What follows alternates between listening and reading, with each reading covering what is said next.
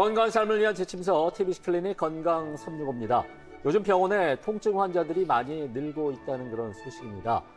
나이가 들어서 여기저기 아픈 고령층뿐만 아니라 운동을 즐기는 생활체육인이 많이 늘어나면서 다양한 이런 통증 환자들이 많이 발생하고 있다고 하는데요. 네. 두 분은 어디 아픈 데 없습니까? 아픈데 너무 아유, 많죠. 네. 예. 특히나 저는 방송에서도 자주 이야기를 했다시피 마라톤 잘못 나갔다가 맞아요. 제가 무릎이 완전 바닥났다라는 표현이 맞는지 모르겠어요. 오죽하면 제가 마라톤 뛰고 난 후에 계단을 네. 봉을 안 잡고는 내려가지 못할 정도로 아팠었거든요. 맞아요. 심하게 네. 아팠었죠. 네, 요즘은 또 이렇게 오래 앉아 있으면 허리도 아프더라고요. 그래요. 어떡해요? 아니 저도 또 이게 누가 더 아픈지 이런 얘기하는 것 대결하는 것 같은데 같아요. 네. 전 또 애 둘맘 아니겠습니까? 맞아요. 그러니까 애 키우다 보면은 안 아픈 데가 없어요. 그 노래 아시잖아요. 뭐요? 머리, 어깨, 무릎, 발, 무릎, 발. 네. 그게 다 아프다고 해서 나온 노래예요. 그게 그럼 동요가 머리, 아니라 어깨, 무릎, 발 다 아파. 엄마의 이런 애환이 담긴 노래. 그럼요. 예. 그래요. 두 분 얘기를 들어보니까 참 힘들게도 사는군요. 두 분 다. 안 아프세요? 그래요. 오늘 잘 좀 귀를 기울일 필요가 있겠습니다. 네. 자, 오늘 이렇게 우리 몸에 발생하는 여러 가지 통증, 그 가운데서도 어깨와 허리 문제에 대해서 짚어볼까 합니다.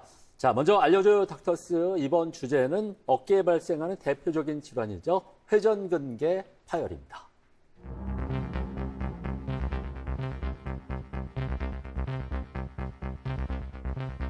오늘 도움 말씀 주실 닥터스 구센병원 장효원 원장을 모셨습니다. 안녕하십니까? 안녕하세요. 네, 안녕하십니까. 굿센병원 장효원 병원장입니다. 반갑습니다. 네, 반갑습니다. 반갑습니다.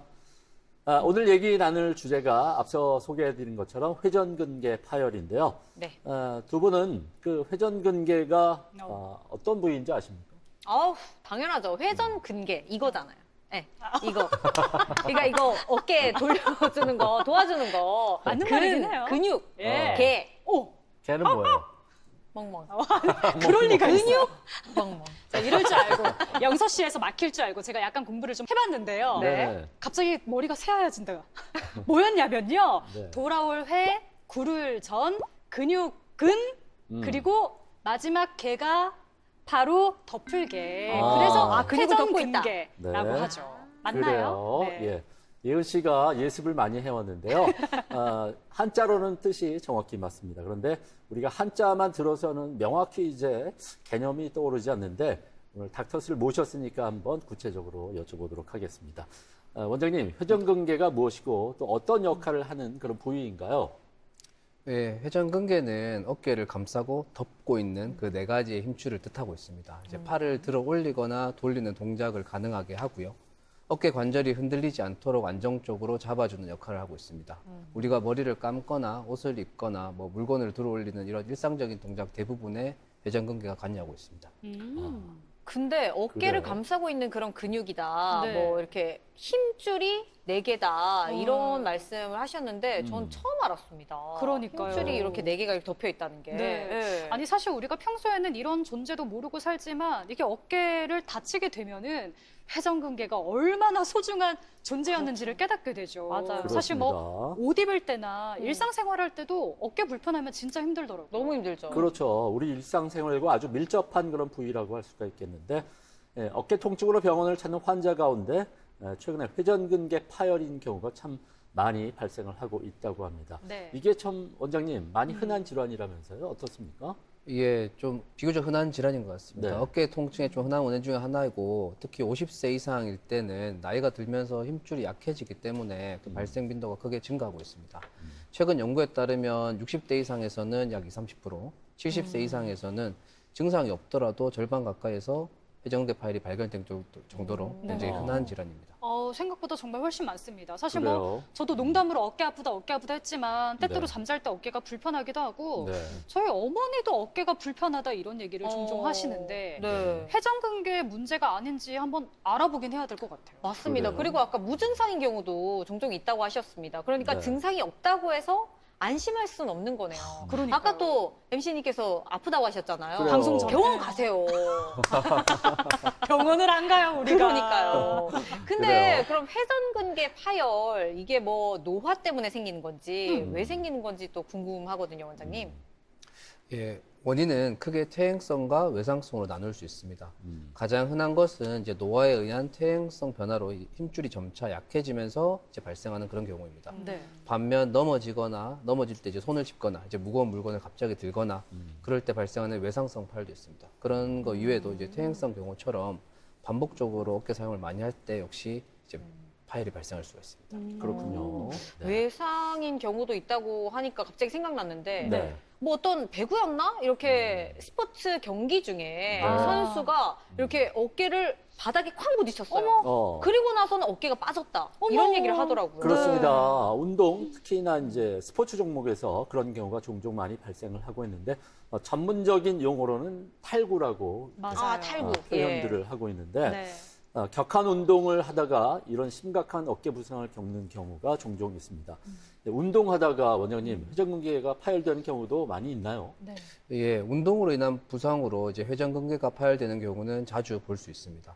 특히 야구, 테니스, 배드민턴처럼 이제 팔을 머리 위에서 반복적으로 사용하는 이런 오버헤드 스포츠 종류 이제 스포츠에서 많은 환자들이 발생하고 있고요. 네. 또한 수영처럼 어깨 사용이 많은 스포츠도 이제 종종 회전근개 파열을 볼 수 있습니다. 젊은 환자분들 같은 경우에는 외상에 의해서 갑자기 파열되는 경우가 조금 더 많고요. 네. 중장년층에서는 이미 힘줄이 약해져 있기 때문에 운동을 계기로 파열되는 경우가 좀 흔합니다. 네. 다만 이제 아까 말씀하신 운동하다가 어깨가 빠지는 것 같은 느낌 같은 네. 경우에는 네. 이제 어깨의 불안정성에 대한 문제로 회전근개 파열과는 조금 다른 양상의 부상이라고 생각하시면 됩니다. 네. 아, 운동하다가 갑자기 빠진 듯한 그 느낌은 그러면 다른 거네요. 네. 저는 사실 수영이 음. 전신 운동이라고 해서 되게 그쵸. 좋은 운동인 줄 알았는데 어깨가 네. 아플 때는 수영도 조심해야겠다는 생각이 들고요. 네. 팔을 좀 많이 사용하는 그런 운동도 좀 자제를 해야겠다 생각이 듭니다. 맞아요. 요즘 또 테니스 치는 분들 많으시잖아요. 그렇죠. 더더군다나 조심을 하셔야겠어야 그렇죠. 네. 테니스 치는 분들 늘 지금 머리, 어깨, 무릎, 팔, 무릎. 네, 다 노래를 또 네. 달고 있습니다. 조심하셔야 되고. 네. 또 이게 어깨 질환 하면은 어. 또 딱 떠오르는 게, 아. 50견 아닐까요? 그렇습니다. 맞아요. 흔히 이제 나이 들어서 갑자기 어느 날 팔 들어 올리기가 힘든데 이렇게 네. 느껴지면 그게 50견이다 이런 얘기들을 많이 하고 지난번 시간에도 저희가 50견을 한번 다룬 네. 적이 있긴 맞습니다. 했는데 원장님 50견과 회전근개 파열 어떻게 네. 구분하면 될까요? 초기에는 항상 네. 구별이 조금 어려운 것 같습니다. 일단 질환을 살펴보면 50견은 어깨 관절낭이 유착되고 굳으면서 염증을 예하게 그런 질환이고요. 회전근개 파열은 힘줄이 손상되어서 나타나는 질환입니다. 50견은 이제 통증과 함께 모든 방향으로의 어깨 움직임이 제한되는 경우가 많습니다. 반면 회전근개 파열은 특히 이제 팔을 들어올릴 때나 팔을 뻗을 때 이제 통증이 있거나 힘 빠짐이 있을 수 있고요. 하지만 초기에는 증상이 비슷해서 정확한 진단이 중요할 것 같습니다. 저 같은 경우는 이 오른쪽 팔이 이렇게 옷 입을 때 이런 양복 같은 거 재킷 입을 때 네. 한쪽 팔은 이제 자연스럽게 들어가는데 아픈 쪽이 이렇게 제낄 때 좀 많이 통증을 느끼거든요. 이런 경우는 뭐 어떤 걸로 봐야 될까요? 둘 다 가능성이 있을 것 같습니다. 그렇군요. 둘 50견이나 네. 회전근개 검사를 파열. 해보시면 좋습니다. 네, 병원 가서 제가 엑스레이 찍어보겠습니다. 병원 가세요. 그래요. 오늘 여러 번 이야기를 하게 아프지 될 것 마세요. 같아요. 네. 그렇습니다. 아니 근데 네. 여기서 우리 시청자분들이 궁금해하실 만한 질문을 하나 제가 해볼게요. 네. 원장님 50견 정말 50이 되어야 발생하는 질환일까요? 제일 궁금했습니다. 사실 꼭 그렇지는 않습니다. 과거에 50대에 주로 발생했기 때문에 그래서 이제 붙여진 이름이지 네. 실제로 50대에서만 발생하는 건 아니고요. 네. 통계적으로는 40대에서 60대 사이에서 가장 많이 발생하고 있습니다. 오. 그렇군요. 그러면 아까 전에 또 50견이랑 회전근개 파열 증상이 좀 다르다고 하셨는데 네. 네. 회전근개가 파열되면 네. 또 어떤 특징적인 증상이 나타나는지 그렇습니다. 궁금합니다. 예, 이런 증상이 나타나면 빨리 병원을 찾아야 된다. 뭐 이런 게 있을까요? 네. 이제 초기 증상은 늘 비슷하기 때문에 네. 사실 충분한 휴식을 하고 회복 기간을 가졌음에도 불구하고 통증과 불편함이 지속되면 꼭 병원에 가보시는 게 좋지 않을까 싶습니다. 추가적으로 이제 회전근개 파열의 대표적인 증상은 어깨 통증이라고 볼 수 있습니다. 특히 팔을 들어 올릴 때 혹은 옆으로 뻗을 때 통증이 심하고 밤에 아파서 잠을 설치는 경우도 많습니다. 특히 이제 외상 후에 갑자기 이제 팔이 올라가지 않다거나 통증이 지속되면 반드시 병원을 가보시는 게 좋지 않을까 싶습니다. 그렇군요. 그래요. 사실 우리가 어깨가 막 뻐근하거나 아프면 병원 가야지 생각하기보다는 그렇죠. 며칠 쉬어야겠다. 네. 이렇게 생각을 맞습니다. 하잖아요. 자연치료 될까? 예, 근데 우리가 팔을 이렇게 옆으로 들어 올리거나 막 할 때 뻐근하고 아프면요, 단순 근육통이 아니라는 걸 인지를 네. 좀 해야겠어요. 그렇습니다. 그러니까요. 아프면 버티지 말고 이제 병원에 가야 되는데 아까 아까 영서 씨도 저보고 빨리 병원에 가보라고 네. 말씀을 해주셨는데 원장님 어떻습니까? 제때 진단받지 못하고 이렇게 치료 시기를 놓치게 된다면 또 다른 문제가 발생할 수도 있겠죠. 네. 예, 이제 보통 힘줄이 파열되면 네. 말려 들어간다 이런 표현을 하고 있습니다. 즉 시간이 지남에 따라서 점점 파열의 크기가 커질 수가 있습니다. 오. 이제 사실 어깨를 얼마만큼 쓰냐에 따라 다 다르겠지만 과거 연구에 의하면 1년에 약 5mm 이상 이제 파열이 진행한다 이렇게 표현을 하고 있습니다. 그리고 파열된 힘줄은 이제 그 근육이 점점 위축되고 지방 변성이 진행하게 되어서 나중에 수술을 받게 되더라도 예후가 좋지 않을 수가 있습니다. 네. 따라서 증상이 지속된다면 조기에 정확한 진단을 받는 것이 중요할 것 같습니다.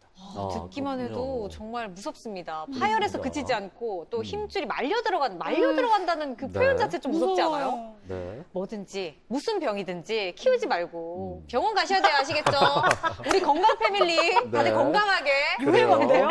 일단 뭐 우리도 중요하지만 네. 우리 시청자 여러분들의 건강이 더욱더 중요하니까 여러분 꼭 기억을 하셨으면 좋겠습니다. 네. 자, 일단 이렇게 회전근개 파열이 의심돼서 병원을 찾게 되면은 제가 아까 사진을 찍어본 엑스레이 찍어본다 말씀을 드렸는데 엑스레이 찍는 게 맞나요? 아니면 MRI 뭐 이런 것도 같이 하게 되나요? 네. 다 같이 하고 있습니다. 사실 네. 이제 먼저 환자분들이 병원에 오시게 되면 전문의가 진료를 보면서 이학적 검사를 통해서 어깨 가동 범위와 근력을 평가하게 되고요. 네. 이후 말씀하신 대로 엑스레이나 초음파, MRI 검사를 통해서 관절의 상태나 동반된 다른 병변을 이제 확인하게 됩니다.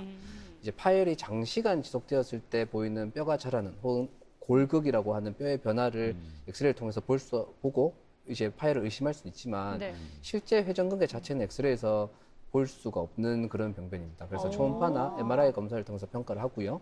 특히 이제 MRI 검사는 이제 파열의 크기와 근육의 위축 정도를 정확하게 파악할 수 있기 때문에 회전근개 파열에 있어서 가장 중요한 검사라고 할 수 있습니다. 그렇군요. 사실 정형외과에서 엑스레이만 찍으면 다 보이는 줄 알았는데 그게 아니었습니다. 네. 회전근개 쪽은 이제 MRI를 찍어봐야 알 수가 있는 거였어요. 그러니까요. 그렇습니다. 제가 딱 그런 줄 알았거든요. 엑스레이 찍으면 다 돼. 엑스레이 찍어봐. 이런 얘기를 많이 했었는데 네. 그럼 만약에 MRI를 찍어서 회전근개 파열이 진단이 됐다.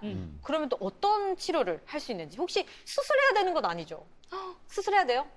사실 모든 환자가 수술을 받는 것은 아닙니다. 파열의 크기가 부분 파열이면서 증상이 심하지 않는 경우에는 약물 치료, 주사 치료, 운동 치료 같은 비술적 치료를 먼저 시행하고 있습니다. 하지만 완전 파열의 경우이거나 부분 파열이더라도 보존적 치료에 반응하지 않는 경우에는 수술을 고려하고 있습니다. 그렇군요. 사실 네. 우리가 파열이라는 말만 들으면 수술을 떠올리는 분들이 참 많으실 텐데 네. 다 수술이 필요한 거는 또 아니라고 말씀을 해주시니까 일단은 좀 안심이 되네요. 네. 그래요. 안심은 되는데 뭐든지 빠른 진단이 중요하다는 거. 유행어 한 번 더 그래요. 해주시겠어요? 마지막이에요 오늘. 병원 가세요. 우리 시청자분들 병원 가세요 아프면. 귀에 딱지 앉으실 것 같아요. 그러게 말입니다. 예. 그렇다면 원장님, 약물이나 어떻습니까? 주사 같은 비수술적인 치료는 어떤 역할을 하고 또 효과가 실제로 좀 있나요? 아까 말씀드린 것처럼 부분 파열의 경우에서는 우선 비술적 치료를 하게 되는데요. 비술적 치료에는 기본적인 물리치료와 약물치료, 주사치료, 그리고 뭐 운동치료 등의 방법이 있습니다. 일부 급성기의 크기가 작은 부분 파열에서는 콜라겐 성분의 주사를 이용해서 파열된 힘줄이 어느 정도 회복되는 경우가 보고된 바가 있으나 네. 제한적인 경우가 많고요. 대부분의 치료의 목적은 이제 통증을 줄이고 어깨 기능을 회복시키는 것에 있습니다. 네. 즉 이제 대부분의 비술적 치료는 이미 끊어진 힘줄을 다시 붙이는 치료가 아니라 네. 이제 기능을 도와주는 점이라는 점을 이해할 필요가 있습니다. 그렇군요. 끊어진 힘줄을 다시 이어붙이는 게 아니라 통증을 줄여주는 그런 비수술적인 치료 방법이란 말씀입니다. 하지만 뭐 또 정도가 심할 경우에는 네. 이 수술을 해야 되잖아요. 예. 수술은 어떻게 하게 되나요? 예, 수술을 결정할 때는 아까 말씀드린 것처럼 보존적 치료에도 증상이 지속되거나 젊은 환자의 외상성 파열 또는 완전 파열에서 수술을 하게 되는데요. 이제 현재는 대부분 관절경을 이용해서 작은 구멍을 통해서 이제 몸속을 진입해서 봉합하는 관절경적 회전근개 봉합술을 시행하고 있습니다. 네, 지금 수술 방법을 이야기를 해주셨습니다. 네. 예전에는 사실 어깨를 막 크게 절개해서 수술했다 이렇게 네. 알고 있었는데 네. 관절경 수술을 많이 하죠. 네. 이게 이제 절개 범위가 좁으면 네. 환자들이 회복하기에도 엄청 빨리 도움이 될 것 같아요. 그러게요. 그렇습니다. 이렇게 수술법이 날로 발전을 거듭하고 있는데 최근에는 봉합술과는 또 다른 개념의 치료법이 사용된다는 얘기를 들었거든요. 어떻게 보면 네. 이게 참 중요한 오늘 주제일 수도 있겠는데 어떤 건가요, 원장님? 예, 최근에는 회복을 많이 중요시 여기기 때문에 네. 이제 이전 수술과는 조금 더 다른 발전된 방법으로서 생체 유도성 콜라겐 패치를 이용한 치료가 많이 주목받고 있습니다. 네. 기존의 봉합술을 보강하거나 부분 파열의 환자한테 있어서 힘줄의 재생을 촉진하는 목적으로 사용되고 있습니다. 사실 이제 저 또한 부끄럽지만 좀 꾸준히 운동을 하다가 부상을 당하면서 회전근개가 파열됐거든요. 그래서 예. 수술과 함께 콜라겐 패치 부착술을 지금 받았습니다. 이야. 그렇군요. 이렇게 치료해 주시는 분들은 절대 안 아프실 줄 알았는데 네. 인간미가 조금 느껴지죠. 느껴집니다. 예. 그래요. 예. 근데 대체 어떤 운동을 하셨던 거예요? 새벽에는 수영도 하고 아. 크로스핏이라고 하는 역도와 뭐 체조가 섞인 동작도 꾸준히 하다 보니까 네. 너무 열심히 제가 운동을 사시는 잘 거 아니에요? 못했던 것 같습니다. 그러셨군요. 와, 예. 대단하시다. 자, 이렇게 그 정형외과 업계 전문의도 너무 무리를 하면 다칠 수 있다. 그러니까요. 이런 걸 몸소 우리 원장님께서 보여주신 것 같아요. 그러니까요. 네네. 원장님께서 받으신 이제 시술이 생체 유도성 콜라겐 패치라고 하셨는데 생체 유도성이라는 말이 좀 생소합니다. 그쵸. 콜라겐은 저 알아요. 뭐 이제 닭발, 돼지 껍데기, 피부 좋아지는 피부에 거. 좋아하는 거, 예, 네. 피부 좋아지는 콜라겐 맞죠? 그래요. 어, 자, 화나셨나요? 낯설고도 익숙한 단어의 조합입니다. 생체 유도성 콜라겐 패치. 네. 이름이 긴데 네. 이게 어떤 치료법인지 자세하게 좀 설명을 부탁드리겠습니다. 이제 원리를 조금 설명드리자면 네. 사실 콜라겐으로 만들어진 특수 패치를 손상된 힘줄 위에 이렇게 부착하게 됩니다. 그렇게 되면 이 콜라겐 패치가 일종의 틀이 되어서 네. 우리 몸의 혈관과 이제 세포들이 자라 들어오면서 새로운 힘줄 조직을 형성을 유도할 수 있게 됩니다. 쉽게 말해서 손상된 힘줄이 스스로 회복할 수 있는 발판과 환경을 만들어주는 그런 원리라고 볼 수 있습니다. 그럼 그렇군요. 진짜 그냥 이 패치를 어깨에 그냥 탁 붙이면 되는 거예요, 원장님? 피부에 묻히는 파스처럼 묻히는 건 아니고요. 네, 네. 관절경을 이용해서 파열된 힘줄 위에 정확하게 네. 이제 흡수가 가능한 이제 스테이플러 같은 재질을 이용해서 부착을 하고 있습니다. 그러니까 패치라고 해서 피부에 직접 이렇게 겉에 붙이는 게 아니라 네. 관절경을 이용해서 힘줄에 직접 부착하는 그런 거라는 얘기입니다. 굉장히 좀 생소하고 네. 신기한 네, 그런 신기하다. 치료법이 아닐 수가 없겠는데 이 시술의 장점이 분명히 있겠죠. 그리고 기존 수술과는 어떤 차이점이 있는지도 궁금합니다. 예, 이런 생체 유도성 콜라겐 패치를 사용하게 되면 손상된 힘줄의 두께를 증가시키고 치유 환경을 개선할 수 있다는 큰 장점이 있습니다. 특히 부분 파열일 때 기존의 봉합술 같은 경우에는 장시간 보조기도 착용해야 되고 이에 따라서 재활 기간도 길 수 있지만 콜라겐 패치만을 부착하는 경우에서는 봉합사가 없기 때문에 네. 보조기를 착용을 하지 않고요. 그래서 그것 때문에 비교적 빠른 일상생활을 할 수 있는 좀 큰 차이가 있습니다. 네. 그리고 재수술을 받게 되는 경우나 대파열 혹은 광범위 파열처럼 재파열의 위험성이 높은 환자분들에게는 이 재파열의 위험성도 조금 낮춰줄 수 있는 장점도 있습니다.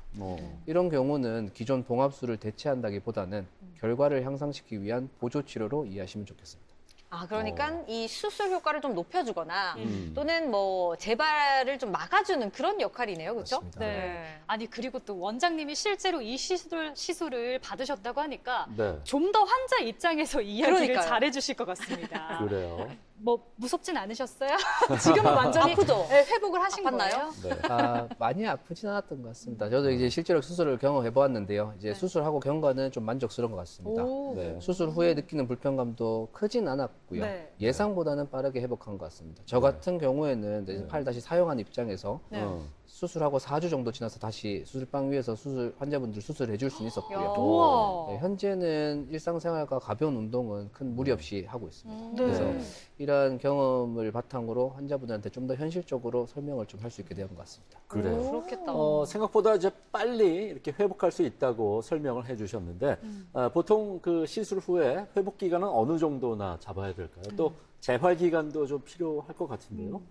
네, 회복 기간의 경우는 이제 환자분들마다 다 다를 수 있을 것 같은데 기본적으로 수술 전에 가지고 있던 파일의 크기에 따라서 회복 기간이 다를 수 있습니다. 일반적인 부분 파일에서 콜라겐 패치만 부착하게 되면 이제 수술을 하고 회복은 2주에서 4주간 간단한 팔걸이만을 착용해서 이제 90도 내에서 팔을 쓰면서 일상생활을 하게 되고요. 네. 4주가 지나서 조금 더 적극적인 재활을 통해서 이제 재활을 경험하게 되는데 한 2, 3개월에 걸친 이제 재활을 통해서 조금 완전한 가동 범위와 간단한 근력 운동을 할 수 있게 될 것 같습니다. 네. 어. 그러니까 제대로 된 회복을 하기 위해서는요. 그래요. 이게 뭐 어깨를 막 빨리 써야 된다 이런 것보다는 단계적으로 제어를 해주는 게 가장 중요하겠어요. 그렇습니다. 맞죠. 회복에 한 2, 3개월 정도는 걸린다고 우리가 보면 될 것 같고 네. 그렇다면은 이 이름도 생소한 생체 유도성 콜라겐 패치 시술 이 회전근개가 파열된 모든 환자에게 적용이 가능할까요? 대부분의 봉합 가능한 회전근개 파열에서는 적용할 수 있습니다. 다만 이제 파열의 범위가 매우 크거나 근육 위축이 심해서 봉합을 할 수가 없어서 건이전술 또는 인공관절 수술이 필요한 경우에는 적용 대상이 아닐 수 있습니다. 네. 근데 아까 전에 또 재파열이라는 말씀하셨는데 네. 뭐 시술이나 수술 후에 다시 또 재파열이 되시는 분들이 좀 종종 계신가 봐요. 무리하시다가 네. 네. 재파열은 충분히 가능할 것 같습니다. 이게 회전근개 수술을 받았다고 해서 재파열이 절대 생기지 않는 것은 아니고요. 네. 치과에서처럼 충치 치료를 받았다 하더라도 그 그러네요. 치아가 사실 충치가 생기지 않는 것과 비슷한 원리인 것 같습니다. 회전근개 역시 이제 힘줄 상태가 좋지 않거나 이제 파열 범위가 크거나 회복 과정에서 무리하게 사용하게 되면 다시 재파열의 위험성은 있습니다. 네. 네. 그러니까 치료가 끝났다고 우리가 안심할 게 아니라 네. 관리가 중요하다는 말씀을 해주셨습니다. 우리가 그렇습니다. 양치도 그러네요. 하루에 3번 하시죠? 3번 하듯이 이렇게 2번 하는데요? 2번 하는구나. 오, 2끼만 먹는구나. 예. 어쨌든 우리가 어깨도요 잘 관리하고 아껴줘야겠습니다. 맞습니다. 그렇습니다. 자, 회전근개 파열에 대해서 오늘 함께 얘기를 나누고 있습니다.